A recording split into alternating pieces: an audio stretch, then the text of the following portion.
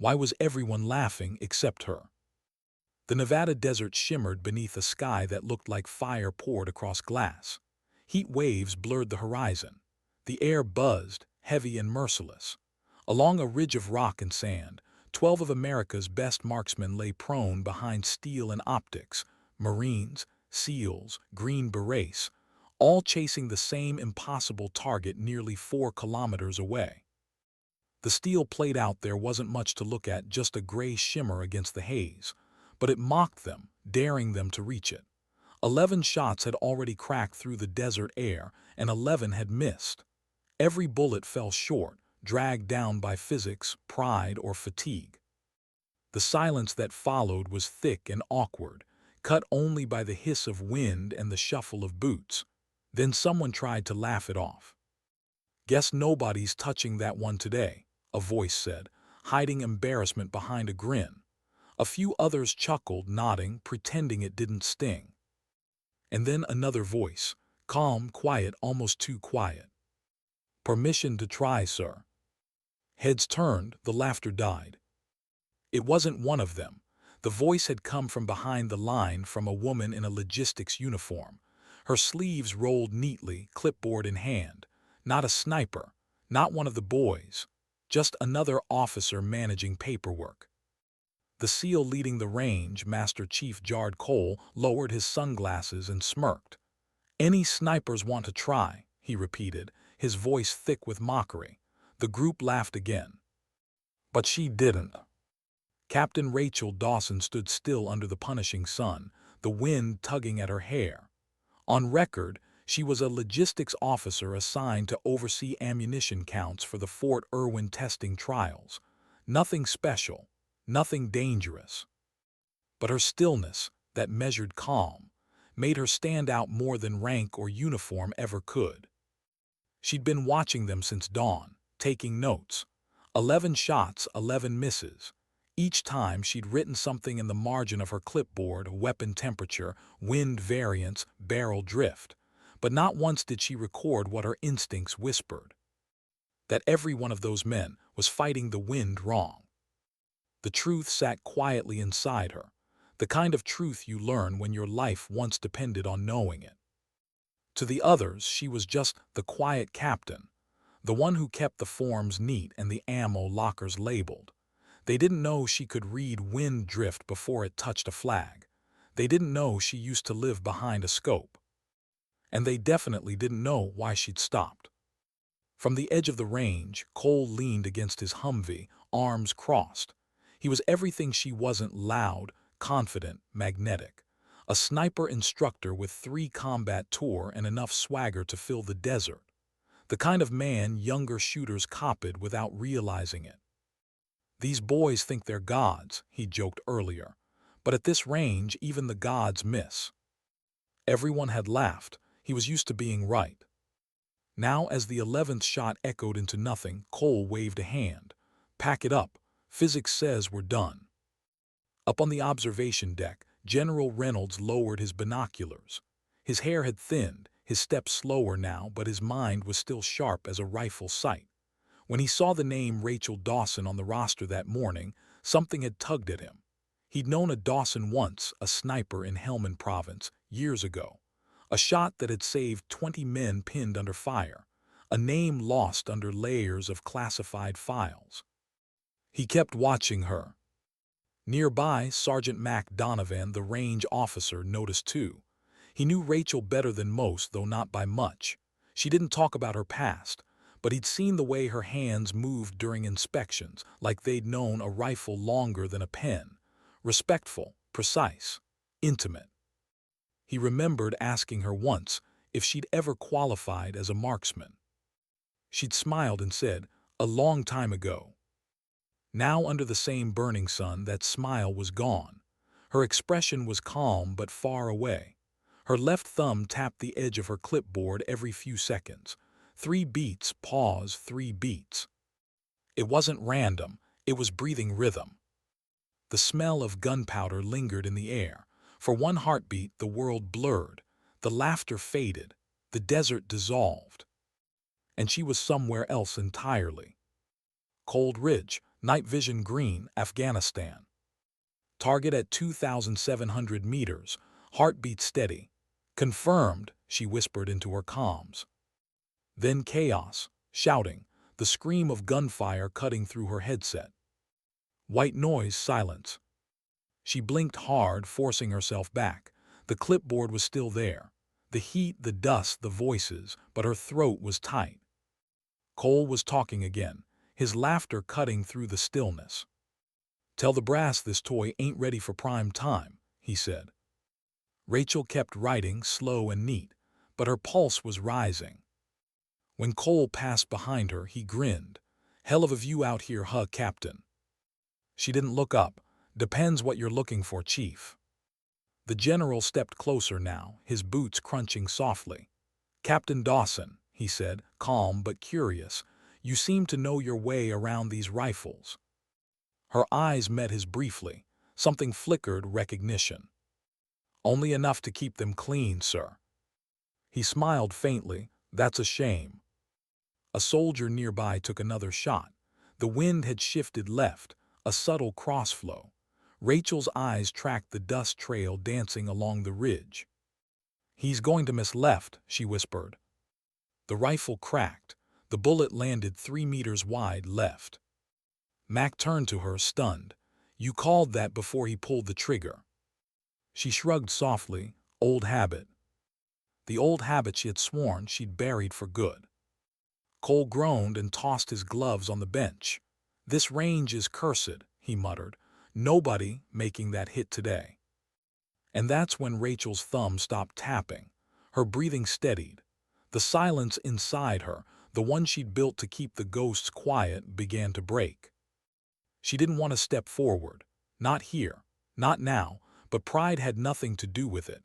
It wasn't about showing off. It was about truth, the kind of truth only a soldier understands. That mockery doesn't erase skill, and silence doesn't mean weakness. She looked out toward the target, a tiny rectangle of steel shimmering in the distance. To everyone else it was a dot. To her it was something else. A conversation unfinished. Behind her, Cole laughed again. "Any snipers want to try?" She took one long, even breath. "Permission to try, sir." The laughter stopped. Her voice didn't waver. Calm, steady. Not a request for attention, a statement of intent. Cole folded his arms, his grin stretching wide. "All right, Captain. You want to give it a go. Let's see what supply school's teaching these days." The men chuckled. Dust swirled under their boots. Sunglasses flashed under the brutal sun. To them it was just another joke, another harmless test. Rachel didn't answer. She just set her clipboard down. Then she walked forward. Each step deliberate, each footfall leaving a clean print in the sand. The air seemed to hold its breath. The rifle on the bench, a Kai Tak M300 prototype, gleamed like a relic from another lifetime. Whispers followed her like shadows. "She won't even find the target." "What's she doing?" "She's never fired one of those." She ignored them. Removing her cap, she tied her hair back smooth, efficient, practiced. Her sleeves were rolled to her elbows, veins faint under tanned skin. Then she knelt beside the rifle. Her gloved hand brushed the receiver. The metal was hot. It didn't bother her. Every motion was precise. Bolt back, chamber check, scope alignment. No hesitation. Cole's smirk deepened. "You sure you know what you're doing, Captain? That's a C48 precision rifle, not a typewriter." Without looking up, she replied, "I'm aware, Chief." Her voice was calm, steady. The kind of voice you only hear from people who have seen too much to need volume. She picked up a single round, turning it in her fingers. The sunlight glinted on the brass like a tiny flame. "Sierra Match King projectile," she murmured, "2 grains off standard." She swapped it for another, no explanation. Someone scoffed. Look at her pretending to know specs. Cole laughed. Maybe she read the manual. Rachel ignored them. She loaded the round, closed the bolt, and eased the rifle into her shoulder. Now the crowd fell quiet. not from respect but curiosity. The way she moved didn't match what they expected. No fumbling, no uncertainty, just control. Up in the tower, Mac leaned toward the general. "Sir, she's done this before." Reynolds didn't reply. His eyes narrowed, watching her with a strange sense of déjà vu. Rachel adjusted the cheek rest, exhaled, then lowered her face to the scope. Her finger brushed the trigger guard. Not yet. "Heart rate steady," she whispered to herself. 52 beats per minute. Wind northwest 11 knots. Correction 1.6 mils left. Cole chuckled. "Cute, she's quoting numbers." "Quiet," Mac muttered. Her breathing slowed again, deeper this time, until the entire desert seemed to match her rhythm. She turned the final dial, leaned in, and the world shrank to one thin rectangle of steel dancing in heat haze. Time stopped. Cole sighed, glancing at his watch. "Any time today, Captain." Her finger found the trigger. 1 heartbeat. 2. 3. The rifle roared. A plume of dust kicked up around her, curling in the wind. The recoil slammed against her shoulder, hard, clean, familiar. The desert fell silent. 4 seconds. Then ping. A clear, pure metallic note floated across the ridge. "Dead center." No one moved. The spotter blinked. "Hit," he whispered, then louder, "Dead center hit." The line erupted in disbelief. Cole froze, grabbing binoculars. The steel plate gleamed, a perfect hole drilled near the middle. He stared, jaw slack. "No way." Rachel exhaled, slow and quiet, opened the bolt. The casing ejected, spinning once before landing in the dust, gleaming gold in the sun. She stood calm, professional, like nothing extraordinary had happened. Cole lowered his binoculars, his voice cracked. How did you?" "Math," she said simply. Silence, then nervous laughter, awe, a ripple of realization. Up on the ridge, General Reynolds whispered, "That's Ghost 3. Mac turned, "Sir." But Reynolds didn't answer. He just watched her, watched how she set the rifle down gently, almost reverently, as though tucking away a memory that had finally come home. Behind her, the wind carried the faint echo of that perfect metallic ring. And for the first time all morning, not one man laughed. Because in that moment, in the glare and dust of the Nevada desert, they all understood. They hadn't been watching a logistics officer. They'd been watching a legend remember who she was. The desert went quiet again. No laughter, no chatter, just a stunned, heavy silence that pressed against the eardrums like the aftermath of an explosion. Rachel Dawson stood still, the heat rippling around her. Dust drifted slowly back to earth. The faint metallic ring still hung in the air, the sound of truth landing after years of being buried. No one knew what to do with it. Cole's sunglasses hid his eyes, but the corner of his mouth twitched, not into a smile this time, but something caught between confusion and awe.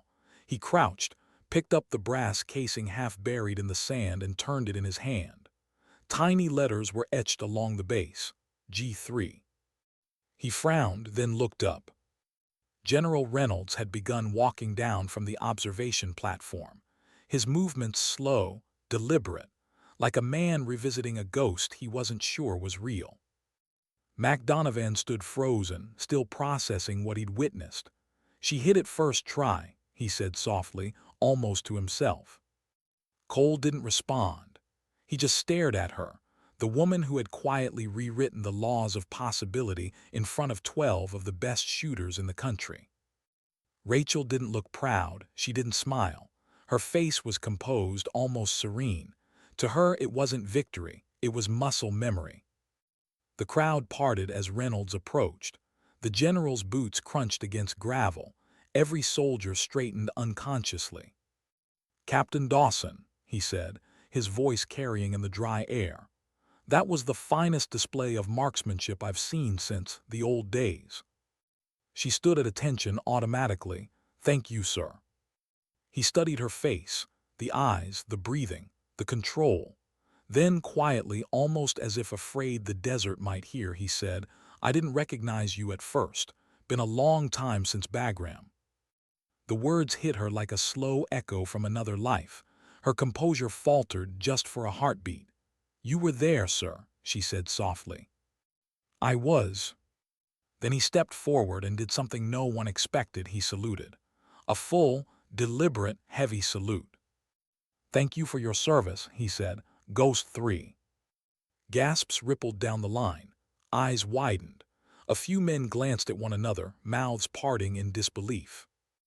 Ghost 3. Every sniper, every veteran of the Special Operations community knew the name. It wasn't in any report, but whispered between deployments, a myth, a call sign spoken like reverence. A sniper who'd hit targets beyond recorded range. A woman who never missed. A ghost who vanished after Kandahar. And now she was standing in front of them, holding a clipboard. Cole's grin was gone. He straightened, heels clicking together, and saluted sharply. "Ma'am," he said quietly, "that was something else." Rachel returned the salute with calm precision. The desert held its breath as the rest followed. One by one, men who had mocked her minutes ago now stood at attention. No words, no excuses, just respect. Reynolds lowered his hand first. "You could have told us who you were," he said. "I left that name behind, sir," Rachel replied, her tone gentle but firm. "Wasn't planning to pick it up again." The general's eyes softened. "Names like that have a way of finding you." The sun was sinking low now, burning bronze across the horizon. Light caught her profile, strong, calm, scarred by memory but unbroken. She turned to leave, the faint breeze catching her hair. No one spoke as she walked past them. Boots clicked together in a silent line of salutes. The only sound was wind and the slow rasp of gravel under her steps. Cole exhaled, watching her disappear toward the tents. "Ghost 3, he murmured, almost in disbelief. "Guess the legends were real after all." Reynolds stood beside him, hands clasped behind his back, his gaze fixed on the far-off target still gleaming in the dying light. "They usually are," he said. "You just don't expect to meet them again." As night fell, the desert cooled, but the range still felt charged, as if electricity lingered where her bullet had passed. The armory was nearly empty. The hum of fluorescent lights filled the silence. Rachel sat alone at a maintenance bench, disassembling the same rifle she'd used that morning. Piece by piece, she cleaned it with practiced precision, not for pride but for peace. The brass casing from her shot sat beside her tools. She kept it not as a trophy, but as a reminder of something she thought she'd buried. The door creaked open behind her. Heavy footsteps. She didn't need to look up. "Still awake, Captain?" "Couldn't sleep, sir," she said, her hands still moving. Reynolds stepped into the room, removing his cap. "You always clean your own rifles." "Always did," she replied. "They talk to you if you listen long enough." He smiled faintly.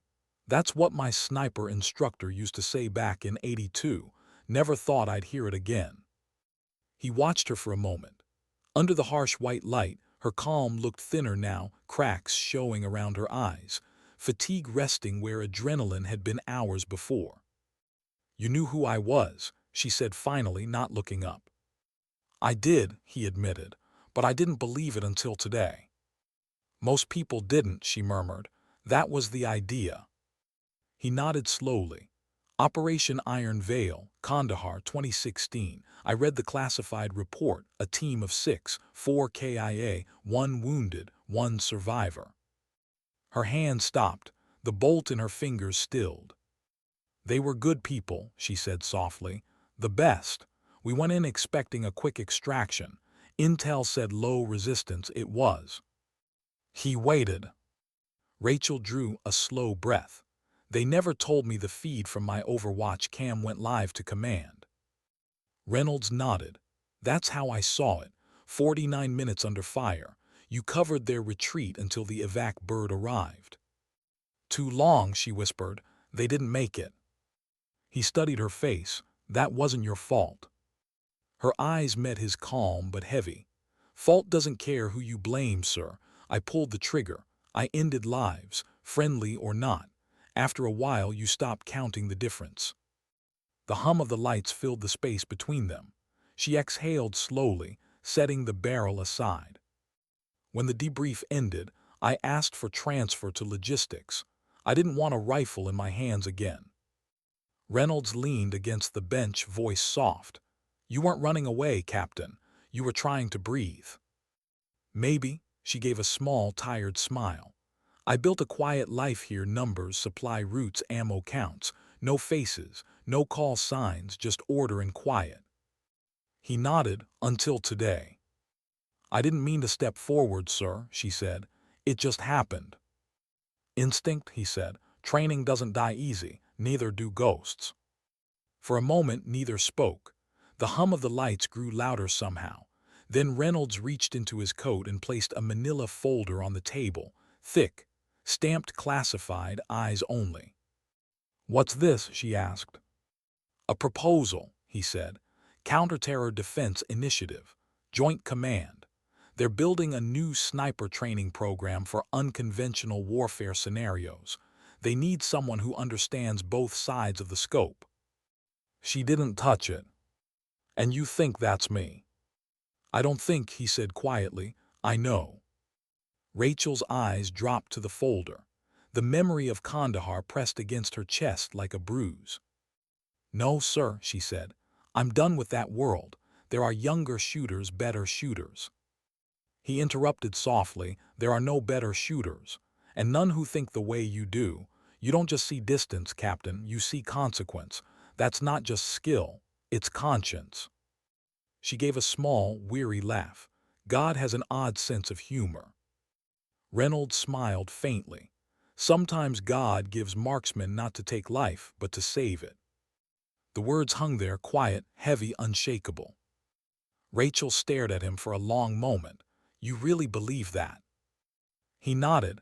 I've seen enough wars to know we need people like you, people who remember what the cost feels like. You could train shooters to think before they pull the trigger. You could save lives, not just ours. Her gaze drifted to the brass casing. It gleamed faintly under the light. She reached out and ran her thumb along the rim.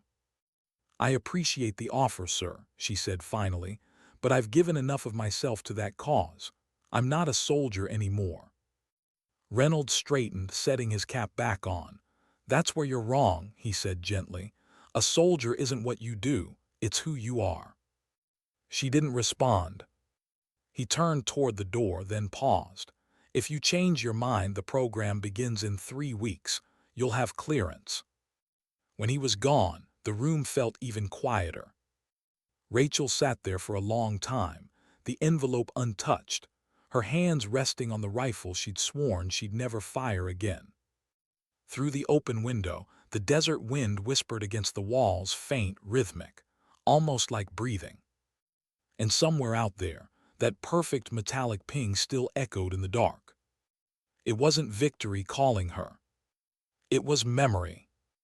And memory has its own gravity, the kind that pulls you back, whether you want it to or not. The secure line blinked in the dark like a single, pulsing eye. Rachel stared at it for a moment too long. Green meant urgent, red meant dead. She wasn't supposed to see green again. The hum of the desert night pressed against her windows, crickets somewhere in the distance, a generator thumping steady, like a heartbeat too heavy for the quiet. Her thumb hovered over the phone. Protocol said ignore it if off duty. Instinct said answer. She pressed accept. Captain Dawson. General Reynolds' voice came through, low, urgent. Report to comms now. She didn't argue. She was out the door before the line even clicked dead. The base was a maze of muted lights and sleeping trucks. The air smelled of dust, oil, and diesel. By the time she reached the comms trailer, her pulse had steadied, but her mind hadn't. Inside, blue light washed over everything. Screens flickered with satellite maps, encrypted feeds, heat signatures. Analysts murmured to each other in low tones. Reynolds stood at the main console, sleeves rolled, expression unreadable. "Sorry." He turned, no preamble. "We've got chatter. Obsidian cells are active again." Her jaw tightened. That name, Obsidian, had been buried for years. A network of rogue tacticians turned mercenaries. Shadows that slipped through borders and wars, selling chaos to the highest bidder. "High confidence?" she asked. "Confirmed," Reynolds said. "3 countries, coordinated assets, but that's not the part that worries me." He tapped a screen. Satellite overlays, intercepted calls, travel manifests. One image zoomed in, grainy infrared. A man's face, scar cut across his temple, eyes cold and focused. Rachel's chest tightened. "Sniper." Reynolds nodded. "They're staging a long-distance strike during the joint military summit next month. Washington, high profile, symbolic." He looked at her steady. "They're using methods you've seen before: distance masking, mirrored scopes, decoy triangulation. These people were trained by someone who understands your language." Rachel didn't move. The air seemed heavier. "Why me?" she asked quietly. Reynolds' tone softened. "Because they're ghosts, and you're the only one who ever found hers." The room was silent. Around them, analysts kept working, but eyes began drifting toward her, the woman who'd become legend and rumor in equal measure. He slid a classified packet across the table. "You won't be alone. Joint Task Force is assigning tech and intel resources under your command. You'll build the counter-sniper strategy, predict their moves before they make them." Her gaze flicked to the folder, then back to him. "If I take this," she said, "I want full access. No half-clearances, no shadow files. Frank Collins on ballistics. Operational autonomy once deployed, and Pice stays out of scheduling." Reynolds' brow lifted slightly. The name Pice, private intelligence and counterespionage, carried weight and rot. "Consider it done," he said. Rachel folded her arms. "You'll have to answer for that." He smiled thinly. "I'll live with it." Silence settled again, the kind that hums before a storm. "People will want answers from you," he added quietly. "Not because they don't trust you, but because this is political. Cameras, press. You'll be under a microscope." She swallowed, imagining the noise of microphones, the easy judgments of people who'd never heard a bullet whistle past their ear. "I didn't come back for headlines," she said. "I know," Reynolds replied. "That's why I asked you." The secure feed flickered once, then went black. He looked at her, voice low. "We move in 72 hours. Back in her quarters, Rachel sat at a small metal table, lamp casting a soft yellow glow. The room was simple: a bed, a locker, and a collection of old photographs taped to the wall. She pulled one loose, a squad photo, faces dusted with sunlight and sand, 4 names she could still say in her sleep. Michael Reynolds, no relation, communications lead, father of 2, always laughing. Amanda Voss, tactical lead, fierce, warm, steady under fire. James Hawkins, team leader, her mentor, her anchor. Kevin Decker, medic, quiet, always last to eat, first to help. She touched the photo gently, her thumb tracing the faces. 4 people she'd watched vanish through a scope's haze, too far to save. Their names still whispered in her head at night. She closed her eyes and exhaled. "If I can't bring you back," she said softly to the empty room, "maybe I can stop another Kandahar." The sentence felt heavier than it sounded, a truth she hadn't realized she'd already decided on. She slipped the photo into an envelope and packed it into her kit, not as a token, as a compass. Morning came with the sound of engines, orders confirmed, clearance granted. Frank Collins was already waiting at Building 17, a man built like a mechanic's wrench, weathered hands, calm grin. He looked up as she entered. "You sure about this, Captain?" Rachel glanced at the new dossiers stacked on the table. "Do I want to be? No, but I won't let ghosts make new families." Collins nodded once. That was enough. He didn't need speeches. He'd seen her work before. He knew she never spoke from ego, only conviction. He handed her a coffee and a datapad. "Intel uploaded. I'll start calibrating ballistics models." She sipped, eyes scanning screens. "Let's build the trap." By noon, her new task force had gathered, 6 recruits in mixed uniforms. Army, Navy, Air Force, even a Marine corporal with a stare that could cut glass. They were young, hungry, nervous. Rachel stood before them, clipboard tucked under her arm. Her voice came calm but sharp. "You're not here to prove who's the best. You're here to learn how not to miss. That means unlearning half of what you think you know." A few exchanged skeptical glances. She ignored it. "Precision isn't strength," she continued. "It's discipline. Control the noise in your head before you control the rifle in your hands." Training began before dawn the next day and stretched long past sunset. She didn't shout, she didn't boast. She taught by silence, observation, patience. She made them sit for hours just watching the wind, the flags twitching, dust lifting, mirage bending. "Don't fight the wind," she told them. "Read it, feel it, respect it." At first they complained, too hot, too long, too pointless. But slowly the murmurs stopped. They started to see how wind curved around terrain, how heat distorted angles, how their breath affected a scope's reflection. Day by day, she stripped away their arrogance until what remained was focus. And in that focus, something changed. Even the Marine corporal, all sarcasm and swagger, started asking quiet questions. The airman with trembling hands began to steady his aim. The noise was fatting. At night, Rachel would linger alone after they left, watching the targets fade into darkness. For the first time in years, she felt something unfamiliar returning, purpose. Maybe even hope. 2 weeks in, she noticed something strange. During a data review at midnight, she spotted a change in the encrypted comm logs, coordinates entered she hadn't logged, slight calibration shifts on range sensors she hadn't authorized. Small things, easy to miss. But her gut recognized the pattern. Kandahar. Her chest tightened, the same subtle breadcrumb trail that had led her team into an ambush 9 years ago. Someone was feeding information to the other side. She didn't tell the recruits. Trust was their foundation, and she couldn't shatter it on suspicion alone. Instead, she watched closely. Who lingered near the comms terminal? Who logged in late? Who asked too many what-if questions about operational security? Every smile became a possible mask, every silence a message.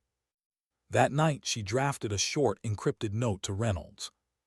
Possible breach within task chain. Recommend internal trace. Team unaware.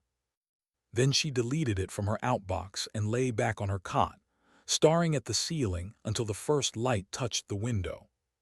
Her heartbeat wouldn't slow. "Not again," she whispered to the dark. The wind outside rattled the shutters. Somewhere beyond the base perimeter, the desert whispered back, a low, endless hum. She closed her eyes, but the ghost stayed awake. Dawn broke in copper and gold. The training schedule called for a mock counterterror drill, a simulated defense of the summit site. Routine, controlled. Rachel's team spread across the ridge, setting up positions. She checked the weather, logged barometric pressure, wind variance, all standard. Until it was. The first gunshot didn't sound like a blank. "Live fire," Collins shouted over the comms. Rachel's pulse snapped into the old rhythm, the one she'd promised herself she'd never feel again. "Bravo team, cover civilians in Sector D," she ordered. "Alpha, suppress origin coordinates, stay low." She scanned through her scope. Nothing, just haze and heat. Then a glint far out, 3,500 meters, almost invisible. The same angle, the same distance as the test shot that had exposed her to the world. She steadied her breath. Collins, wind reading. 11 knots west, he answered. Cross drift rising. Copy. Her hands moved without thought, adjusting, calculating. The numbers came like muscle memory. 3.2 mils up, 1.4 left, she whispered. The world narrowed again, down to breath trigger horizon. She exhaled, squeezed. The rifle thundered. A fraction of a second later, the enemy shot. The one meant for the summit convoy disintegrated midair, struck clean by her own. The explosion died before it lived. Then silence. Even the wind seemed to stop. Target neutralized, Collins said, voice low, almost reverent. Rachel lowered her rifle, her heartbeat a dull drum in her ears. All teams secure the perimeter, she said calmly. No more losses today. Hours later, the battlefield smell of scorched sand still lingered. She walked toward the fallen sniper position. The rifle lay half buried, its stock carved with initials JH. Her breath caught, she knelt, traced the letters with a shaking hand. James Hawkins, her old mentor. Her throat tightened. Whoever this shooter was, Hawkins had trained them, passed down her own lessons through another generation, one that chose the wrong side. For a moment she just knelt there, the weight of it sinking deep. Not anger, not vengeance. Closure. The sound of boots behind her broke the stillness. Reynolds approached, his voice soft. You did more than stop an attack, he said. You proved ghosts can come home. She looked up at him, the desert wind carrying the faint ring of spent brass between them. He extended a hand. Come on, Captain, we've got a debrief to write. She hesitated, just long enough to feel the wind change direction again. Then she took his hand. And for the first time in years, she didn't feel like she was walking back into war. She was walking toward peace. The world didn't cheer. It rarely does when truth wins quietly. By dawn, the desert had gone still again. Smoke thinned into the wind, and the hum of distant helicopters replaced the sharp echo of rifles. The Joint Task Force base pulsed with restrained energy, officers moving briskly, radios crackling, papers stamped top secret shuffled like decks of guilt. Rachel Dawson sat in the debriefing room, still in her dusty uniform, fingers wrapped around a cup of cold coffee she hadn't touched. Her rifle lay in an evidence case beside the table, tagged, sealed, impersonal. Across from her, Reynolds leaned forward, elbows on his knees, the same tired calm in his eyes. A security officer stood in the corner, silent. Two analysts hovered near the screens replaying thermal footage of the incident, bullet arcs, heat trails, infrared ghosts flickering across black desert. Final assessment, Reynolds asked quietly. The younger analyst cleared his throat. Enemy sniper neutralized before first hit, threat contained, no civilian casualties. Reynolds nodded once, an internal assessment. The second analyst hesitated. Encryption logs were breached, sir. Access came from within the perimeter network. Rachel didn't move, but her jaw set slightly. She'd expected that. Trace it, Reynolds said. Already did, sir. The breach originated from the Summit Security Liaison's workstation, Lieutenant Harris. The name hit like a spark to gasoline. Rachel looked up slowly. Harris, 27, polished, ambitious. He'd sat in on her briefings twice, always polite, always asking too many questions about range calibration procedures. Reynolds sighed, get him in here. The door opened 5 minutes later. Harris entered looking nervous, eyes darting from Rachel to the general. His uniform was perfect, his salute sharp. Sir, he said quickly, if this is about the log. It is, Reynolds interrupted. Explain. I was cross-checking coordinates for the drill, sir. Maybe I used the wrong port key. I didn't realize. Rachel's voice cut through, quiet but knife-sharp. Wrong port key doesn't reroute encryption through an external relay in Ankara. He froze. The room felt smaller now.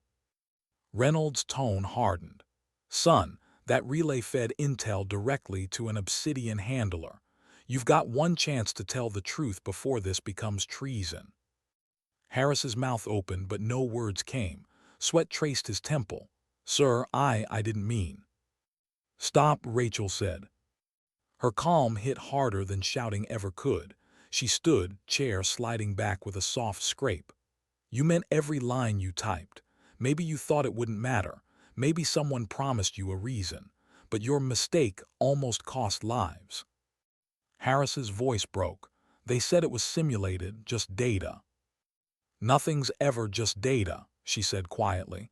People bleed from what you click. He wilted under her gaze. Reynolds gestured to the guards. Take him. They led him out, the door closed. Silence. Rachel stared at the door for a long moment. Then she turned back to the table, her voice low. He didn't understand the cost. None of them do until it's too late. Reynolds studied her, and you still came back. She gave a tired smile that didn't reach her eyes. Sometimes the only way to stop ghosts is to walk with them again. By afternoon, the story was everywhere. Not the full one, the polished one. Counterterror plot foiled in Nevada desert. Female officer's precision saves summit security test. Captain Dawson, the sniper who never missed. She didn't read them, but the whispers reached her anyway. Journalists circling base gates, networks replaying footage of soldiers saluting her as if history had suddenly remembered her name. Inside, it felt hollow. She hadn't done it for headlines. She'd done it because the alternative was failure, another Kandahar written in a different sand. She stood outside the hangar that evening, the horizon bruised with orange and gray. Collins joined her, hands in his pockets, the smell of oil clinging to him. They're already calling it the ghost shot, he said. She shook her head. Let them. You don't care. I care that no one else died, she replied. The rest is noise. He looked at her for a moment. You're still carrying it. Rachel didn't answer. The desert wind picked up, carrying that dry rattle that always sounded like whispering voices if you listened too long. You can't keep fighting ghosts, Captain, Collins said softly. Sooner or later you have to let them go. She turned to him, her eyes steady. Letting go isn't the same as forgetting. He nodded. No, but sometimes it's the only way to breathe. She didn't argue. She just looked back at the horizon, the same direction she'd fired into twice now. 2 perfect shots, 2 very different worlds. 2 weeks later, she was summoned to Washington. The Joint Command conference room overlooked the Potomac, glass, steel, and silence. Brass lined the table, metals gleaming, papers stacked neat. Rachel stood at the head of the table, cap under her arm. Reynolds sat beside the chairman, who nodded once for her to begin. She laid out the findings like she'd been trained to: concise, factual, emotion removed. Breach origin, sequence of engagement, recovery of the enemy weapon, ballistic analysis. But when she mentioned the initials carved into the rifle stock, the room stilled. JH, the chairman repeated. Confirmed. Yes, sir. Reynolds exhaled quietly. James Hawkins, former Special Operations Instructor, deceased, presumed KIA. Until now, Rachel said softly. A few heads turned. You're saying he trained the shooter. I'm saying he trained whoever trained him, she replied. Someone's passing down doctrine, our doctrine, through mercenary channels. Murmurs rose. The implications were ugly. Rachel continued. You can kill a man, you can't kill what he teaches. You have to outlearn it. The chairman folded his hands. And you think that's what this new training initiative can do? Yes, sir, she said, if you let it. He leaned back, studying her. Then consider this your directive, Captain Dawson. You'll oversee the ghost program. Rachel blinked. Sir. Reynolds smiled faintly. It's what they're calling it. A new sniper discipline, not just marksmanship, but ethical fire control, calculated empathy. The chairman nodded. If we can train soldiers to think like you, to shoot only when it truly matters, we might just build a military that remembers what restraint looks like." For the first time in a long time, Rachel felt something unclench inside her chest. She saluted. "Understood, sir." Weeks turned to months. The Nevada range looked different now. Clean, organized, but still the same wind, same heat, same hum. Rachel stood on the line again, this time not as a shooter but as an instructor. 6 trainees lay prone behind scopes. Dust swirled around them. "Focus on breathing," she said quietly. "Let the noise fall away." One young recruit, barely 20, frowned, frustrated. "Ma'am, I can't hold steady in this crosswind." Rachel knelt beside him. "Don't fight it, read it." He glanced at her, "Like you did that day." She smiled faintly. "That day was luck." He shook his head. "Everyone says it was." "Then maybe they don't understand what luck is," she said. The recruit exhaled, refocused. Shot. The plate rang faintly just left of center. Rachel nodded once. "Closer, don't aim to impress, aim to understand." They didn't realize that was her real lesson. Not math, not mechanics, meaning. Every trigger was a question, every bullet an answer. By dusk, the line was quiet except for the sound of rifles being packed away. Rachel walked the field slowly, watching her students. They smiled, tired but proud. When the last truck pulled away, she stayed behind, watching the sunset burn the range in amber light. Collins approached holding a folder. "Final evals, Captain." She took it, tucking it under her arm. "How'd they do?" "Better than we did at their age," he said with a small grin. She smiled too, but it faded quickly. Her gaze lingered on the horizon, the same direction her bullet had once crossed 3,800 meters of silence. "You ever think about what it costs?" she asked quietly. He looked at her. "Every day." "Do you regret it?" He thought for a moment. "Regret keeps you human, but purpose keeps you alive." Rachel nodded slowly. The wind shifted again, softer this time, almost kind. She closed her eyes, listening. Somewhere she could still hear that metallic ring, faint but endless. That night she sat in her quarters, writing the final field report. But her eyes drifted to the brass casing resting on her desk, polished now, etched with faint letters she'd carved herself. Ghost 3. She turned it in her fingers, the light catching on the rim. For years she'd carried that name like a wound. Now it felt different, not pride, not pain, something quieter. Acceptance. There was a knock at the door. "Come in." Reynolds stepped in, smiling faintly. "How's the new generation?" "Sharper than we were," she said. "Good, that's how it should be." He paused, then nodded at the casing in her hand. "You keeping that as a reminder?" She smiled softly, "As a promise." He tilted his head. "To who?" "To whoever comes next," she said. "To remember that discipline is louder than pride, and that silence can still echo farther than sound." Reynolds' smile deepened. "Spoken like Ghost 3. She shook her head. "No, sir, spoken like Captain Dawson." He nodded. "Fair enough." When he left, she turned back to the window. The desert stretched endlessly, vast, quiet, eternal. The same place where her story had come full circle. And somewhere out there, under starlight, a steel plate still bore the mark of one impossible shot. A hole cut clean through the middle, untouched by time. A reminder that sometimes perfection isn't about hitting the target. It's about knowing when you have to. The wind sighed through the open window, and for the first time, it didn't sound like ghosts anymore. It just sounded like peace. They called her a hero. She hated the word. It followed her through airports, briefings, and camera flashes, a title she'd never asked for and didn't know how to wear. Weeks after the Nevada operation, her name had circled the globe. Ghost 3, the 3,800-meter miracle, the woman who redefined distance. She appeared on screens she'd never watched, in interviews she'd never given, her story retold by people who'd never known her silence. To the world, she was legend. To herself, she was just a soldier trying to breathe. At Joint Command Headquarters, the new Ghost program grew faster than anyone expected. Recruitment lists filled overnight. Journalists begged for access. Politicians smiled beside banners they hadn't earned.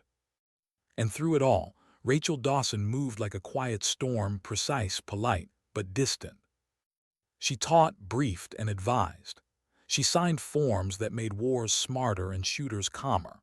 But every evening when the hallways emptied, she'd walk alone through the training hangar and feel the ghosts watching from the corners, the faces of those who'd never been trained enough, who trusted data that lied.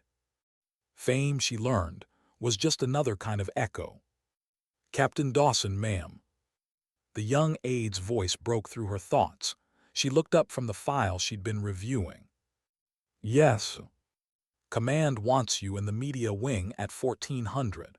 Press briefing for the congressional delegation." Rachel frowned. "I wasn't told." "They added you this morning. General Reynolds said it's optional, but—" "It never is," she finished. The aide smiled awkwardly and left. She leaned back in her chair. Her office was small, intentionally so. One desk, one file cabinet, one framed photo of her old team that she kept faced on most days. Publicity wasn't her war, but she understood why they needed her, the quiet face of precision, the human proof that discipline could still inspire. Still, it felt wrong. A story like hers wasn't supposed to be sold. The press hall smelled of coffee and stage lights. Dozens of reporters lined the seats, cameras already trained on the podium. She stood at the edge of the room, adjusting her sleeve cuffs, the insignia on her chest gleaming under harsh light. General Reynolds caught her eye and nodded. "You don't have to say much," he murmured. "Just be honest." She managed a faint smile. That's usually what causes trouble. When they called her name, the room quieted. "Captain Rachel Dawson," the moderator announced, "United States Army Senior Advisor to the Ghost Program." Applause broke like rain on tin. She stepped to the podium, blinking against the flash of cameras. "Captain, how did it feel to take that 3,800-meter shot? Was it instinct or training? What goes through your mind when you aim at that range?" She raised a hand slightly. "I appreciate the questions," she said calmly, "but it's not about the shot. It's about the people who made sure I was in a position to take it, the teams who do their jobs every day without recognition." "Do you consider yourself the best sniper in the world?" another called. She shook her head. "No, just one who remembers what it costs to be one." The room quieted for a beat. Then another voice. "What's the moral lesson behind that shot, Captain?" Rachel hesitated. Cameras whirred. Finally, she said, "Sometimes dignity doesn't speak, it simply acts." The silence that followed wasn't applause. It was something else, respect maybe, or discomfort. The briefing ended shortly after. Reporters shouted follow-ups she didn't answer. As she stepped away from the stage, Reynolds met her halfway down the corridor. "You handled that better than I could have," he said. "I wasn't trying to handle it," she replied, "just trying to tell the truth without breaking it." He smiled faintly. "Same thing these days."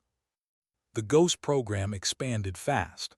By winter, it had its own facility near Fort Irwin, classrooms, wind tunnels, simulation domes, and an outdoor range stretching nearly 5 kilometers. Rachel ran it like an orchestra.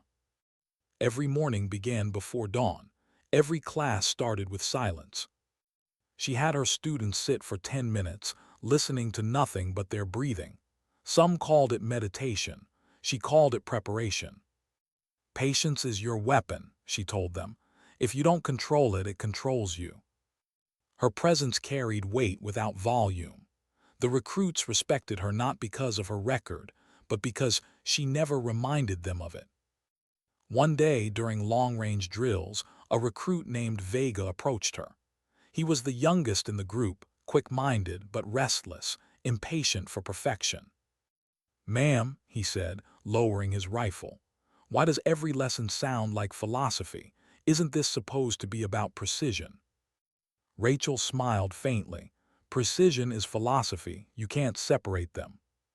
He frowned. "How?" "Because a bullet doesn't just travel through air," she said softly. "It travels through intent. If you aim without purpose, the wind wins." Vega nodded slowly. "And if you aim with purpose, then the wind listens." He didn't understand then. Most didn't, not yet, but he would. They all did eventually. That night, Rachel stayed late again.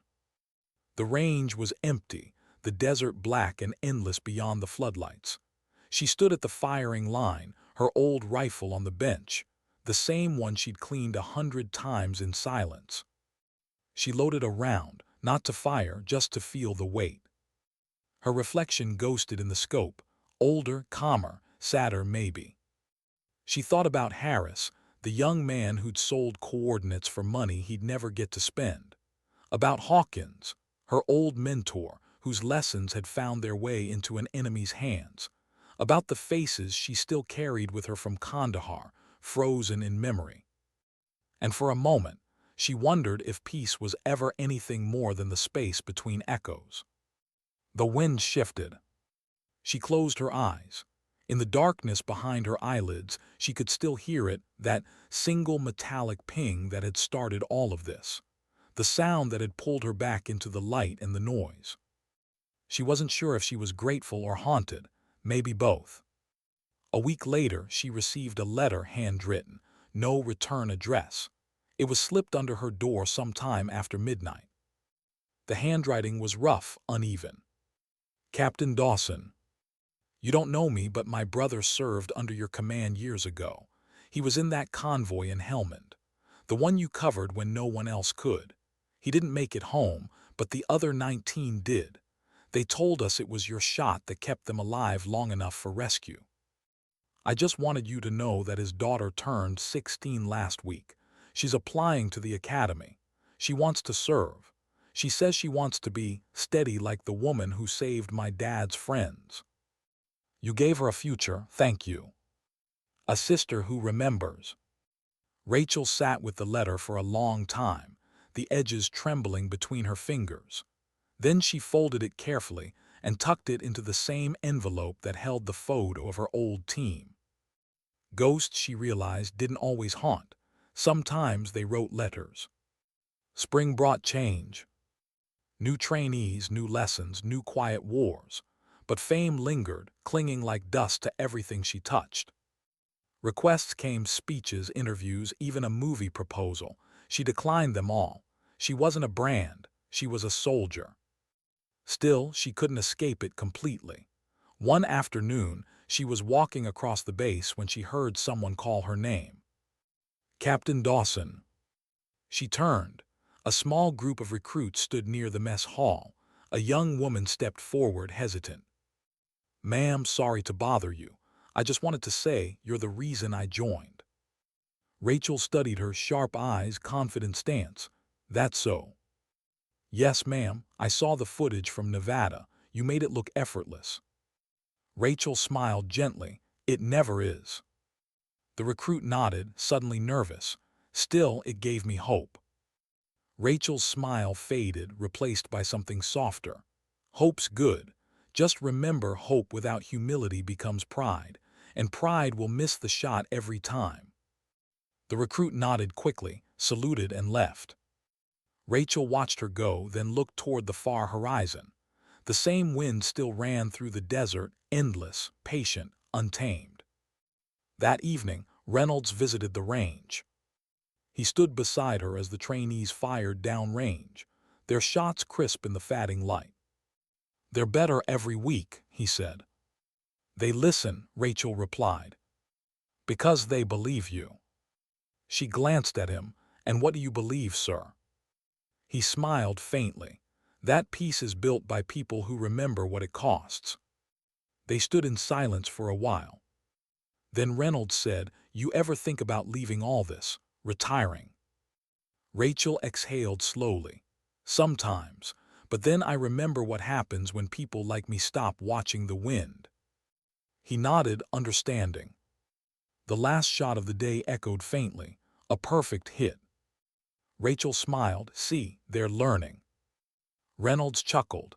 "Maybe one day they'll be the ones teaching."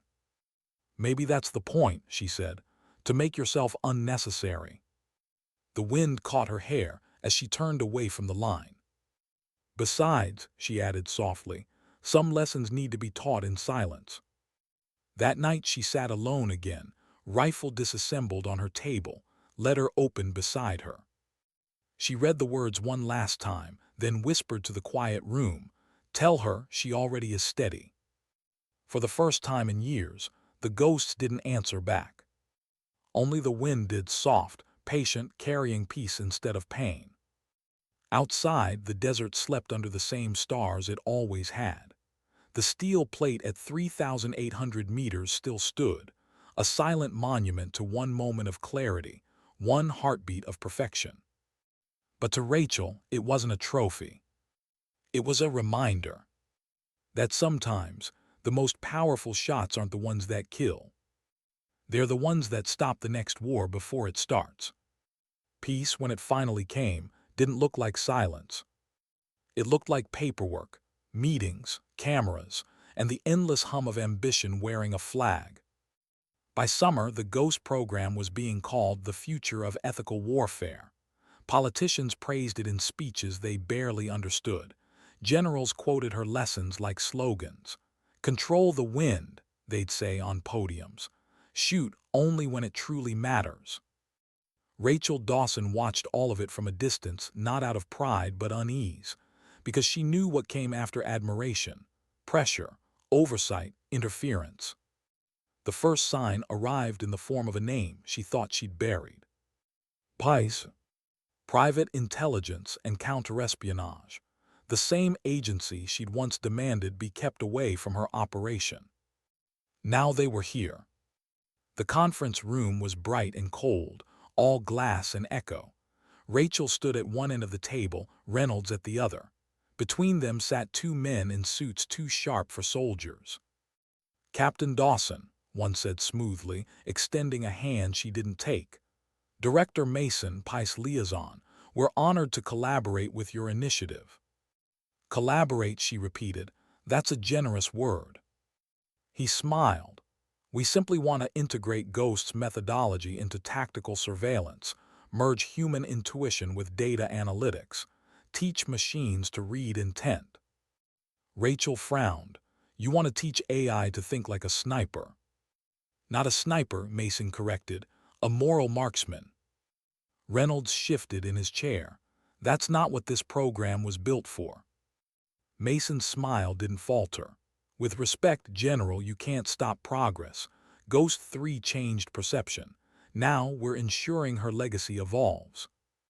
Rachel's jaw tightened. "My legacy doesn't belong in a server." The second agent, silent until now, slid a folder across the table. "You'll want to see this. Behavioral simulation logs. Predictive hit probability, 97% accuracy using your historical patterns." She opened it. Her own data stared back at her: mission coordinates, breath intervals, heart rate patterns. They digitized her. Her voice dropped. "Where did you get this?" Mason's eyes glimmered. "From the same system that's been recording all Ghost program exercises. You signed the consent clause in your onboarding." "I signed for training review," she snapped. "Not weaponizing instinct." "Instinct saves lives," Mason countered. "We're scaling it." Reynolds leaned forward, voice cool. "You don't scale humanity, Director. You protect it." The room fell into a brittle silence. Finally, Mason stood. "Captain, I respect what you've done, but if you really want to save lives, don't chain progress to guilt. Let us help the world think like you." She met his gaze, calm but hard. "If the world thinks like me, it'll also remember what it cost to shoot once." He hesitated, then left, his polished shoes clicking against marble. When the door shut, Reynolds exhaled. They're going to push this. Rachel nodded. Then we'll push back. But even as she said it, she knew Pice didn't need permission. They just needed access, and they already had it. 3 days later, she noticed something strange on the range logs. Training reports signed off she hadn't reviewed. Sessions conducted after hours. Her recruits were supposed to be off duty. She called the night supervisor, who authorized the midnight drills. "Ma'am thought you did." Lieutenant Vega led them. Vega, her most talented trainee, brilliant, restless, the one who'd once asked why every shot sounded like philosophy. Rachel's chest tightened. "Send him to my office, now." 10 minutes later, Vega stood in front of her desk, sweat still clinging to his neck. He looked guilty and proud all at once. "Want to explain?" she asked. "Yes, ma'am," he said quickly. "We've been testing a new analysis module. It predicts environmental shifts mid-shot. Director Mason gave us clearance." "Mason," Rachel's voice went quiet. "He said you approved it in principle. That this was the next step, merging Ghost with predictive AI." She stood slowly. "Lieutenant, who gave you access to those systems?" He hesitated. "The Pice techs uploaded our data. They said you'd want us to learn from the best from you." She looked at him, young, brilliant, sincere, and saw exactly how easy it was to twist loyalty into obedience. "Do you even know what they're using your training footage for?" she asked. Vega frowned. "For simulation calibration." "No," she said softly. "For replication. They're feeding your instincts into machines that will decide who lives and dies without conscience, without pause." His confidence wavered. "That's not what they said." "It never is." He looked down. "Ma'am, I didn't mean." "I know," she said, her tone softening. "But you have to understand, precision means nothing if purpose gets rewritten." Vega swallowed hard. "What do we do?" Rachel glanced at the window, the desert stretching endless and golden beyond. "We remind them what humanity sounds like when it fires back." By dusk, she and Reynolds were in the data wing, lights dim, screens glowing like constellations. "Server hub locked down," said Collins, his sleeves rolled.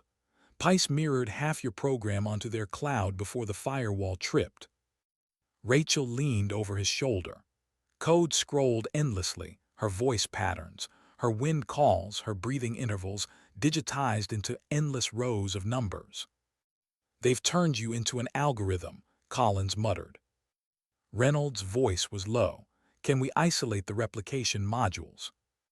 "Working on it," Collins said, "but they buried it deep, under security subnets tagged as ethical prototype. Real cute." Rachel stared at the screen, anger coiled tight behind calm. "They're building a sniper that doesn't feel," she said quietly. "A ghost without guilt." Reynolds looked at her. "Then we kill it before it learns to shoot." The next 48 hours blurred. Data traces, countercode, meetings behind closed doors. Pice denied everything, of course. Mason smiled through it all, calling the project defensive innovation. But Rachel could feel the clock ticking. Every hour the algorithm learned a little more about her, about them. On the third night, Collins found something. "Hidden access port," he said, pointing at the code. "Manual override buried in the training server. If we trigger it, we wipe every mirrored copy of your data clean." "Catch?" Reynolds asked. Collins sighed. "Everything on the Ghost network goes with it. Every student record, every calibration model." Rachel was silent. Erasing her data meant erasing the entire program, everything she'd built since returning. The recruits, the lessons, the future. Reynolds looked at her. "Captain." She drew a slow breath. "Do it." He hesitated. "Are you sure?" "If this program survives, it should do it clean," she said. "Not built on stolen souls." Her voice was steady, final. Collins nodded, fingers flying over the keyboard. A warning flashed. Confirm total system purge. Rachel pressed the key herself. The lights flickered once, then again. Screens went black. The hum of servers faded into silence, a silence so deep it almost hurt. Then the emergency lights came on, casting the room in pale red. "It's done," Collins said quietly. Reynolds nodded, respect in his eyes. "You just killed the future." "No," Rachel said. "I just gave it a conscience." The fallout came fast. Pice demanded hearings, politicians scrambled, the press turned on her. "Hero or saboteur," one headline read. "The woman who shot down her own legacy." Rachel didn't defend herself. She didn't need to. Truth, she'd learned, doesn't need a press release. Still, it hurt, watching everything she'd built being dismantled piece by piece. Watching her recruits reassigned, her name turned from inspiration to controversy. Reynolds fought for her behind closed doors, but politics was a machine that didn't care who it ran over. One morning he came to her office. "They're closing the program." She didn't look surprised, just tired. "I know. They'll rebrand it, strip the philosophy, keep the science." She nodded. "Then they've already missed the shot." He hesitated. "They're offering you reassignment, stateside, advisory role." "Desk?" she asked. He nodded. She smiled faintly. "Maybe it's time." Her last day on base came quiet. No ceremony, no speeches, just a slow morning and an open sky. The recruits she'd trained gathered at the range to say goodbye. Vega stood at the front, shoulders squared, eyes wet but proud. "You taught us more than shooting, ma'am," he said. "You taught us to think." Rachel smiled. "Then I did my job." She looked down the range, the same one that had seen her first shot, her return, her fall. It shimmered under the noon sun, endless and alive. She picked up her old rifle one last time, checked the scope, adjusted nothing. Then she aimed. Not at a target, just at the horizon. The wind caught her hair. She whispered, "For the ones who forgot why we aim." And she squeezed the trigger. The rifle roared. The bullet vanished into light and heat, no plate, no sound, no echo, just distance. She set the rifle down gently, turned to Vega and said, "Now it's yours." He nodded, "Yes, ma'am." Reynolds watched from the edge of the field, pride and sorrow balanced in his eyes. Rachel walked toward him, her boots leaving slow prints in the sand.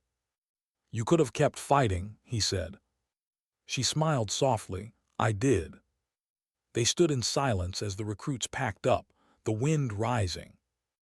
"You know," Reynolds said, "some shots never stop traveling." Rachel looked back at the horizon.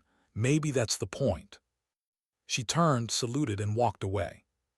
Behind her, the wind carried a faint metallic whisper, not an echo this time, but a memory. A sound that didn't fade. Because some legacies aren't written in headlines or data. They're written in restraint. And sometimes, the bravest thing a soldier can do is let go of the trigger. She didn't hear reveille anymore. No radios, no boots, no clipped voices cutting through desert air. Only birds, wind, the soft creak of a wooden porch. Rachel Dawson had traded the sound of rifles for the rhythm of waves. She lived near the Oregon coast now, a small cabin on a bluff overlooking gray water and restless fog. The sea wasn't quiet, but it was honest. It didn't hide its moods. Every morning she brewed one cup of black coffee and watched the tide crawl over the rocks. Tell herself she didn't miss it, the uniform, the rank, the certainty. But sometimes, when the wind rose just right, she'd swear she could still hear the faint metallic echo of a distant range. The world had moved on. She hadn't.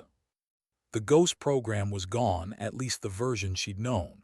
The politicians had rebranded it, stripped its heart, and renamed it Tactical Cognitive Systems. No more lessons about morality, just machine learning precision.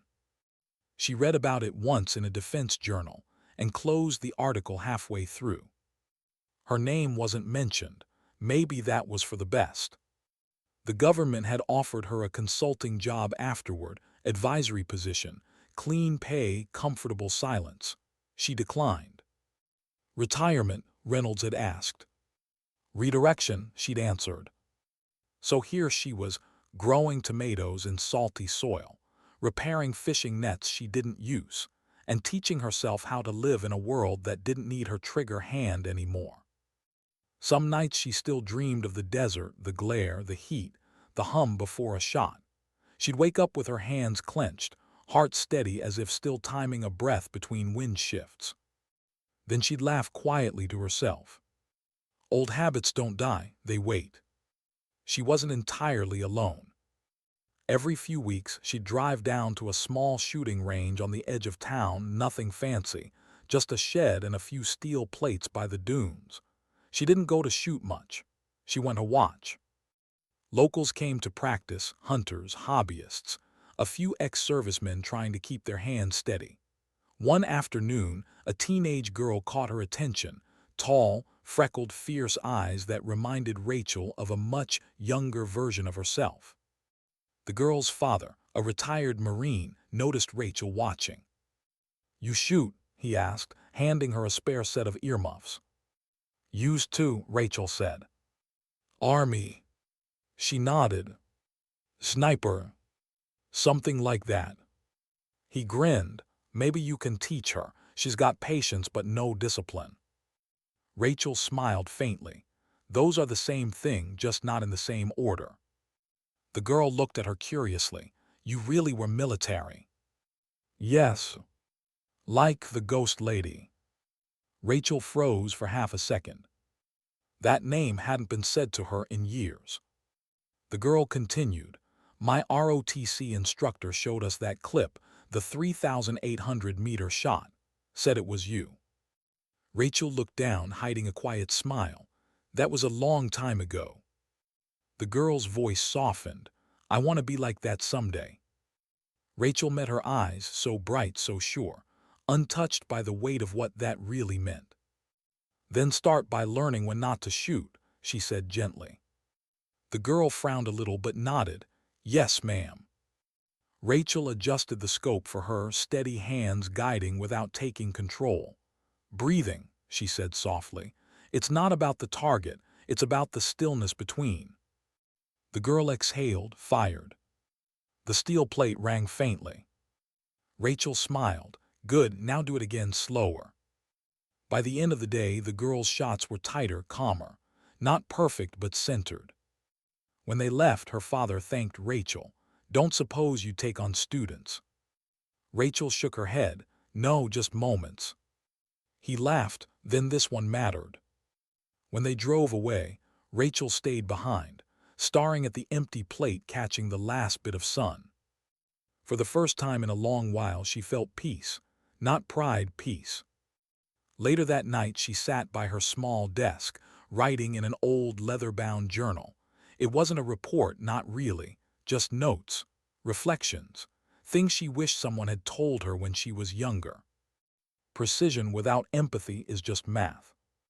Silence is not weakness, it's focus. The hardest shot you'll ever take is the one you choose not to. She wrote until the pen ran dry. Then she looked up at the window, where the ocean moved under a pale moon. She wondered what Vega was doing now, or Collins, or Reynolds.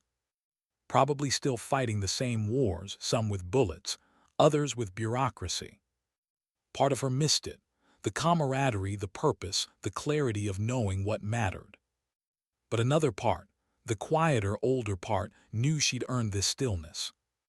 It wasn't escape, it was balance. One morning she found a letter in her mailbox, no return address again. Inside was a photo, a young woman in uniform, standing at the firing range. And a note. "Captain Dawson, you don't know me, but you once taught my cousin how to breathe before a shot. She told me your words, patience is your weapon. I'm graduating this spring, top of my class. They say I'm the calmest trigger on the line. I just wanted to say thank you for teaching someone who taught me. Cadet Vega Jr." Rachel sat on the porch for a long while, the letter trembling slightly in her hands. The ocean moved endlessly before her, waves crashing in patterns that never repeated. Legacy, she realized, doesn't live in programs or medals. It lives in people passed like breath, unseen but unbroken. That afternoon she drove back to the range. The sky was soft with rain.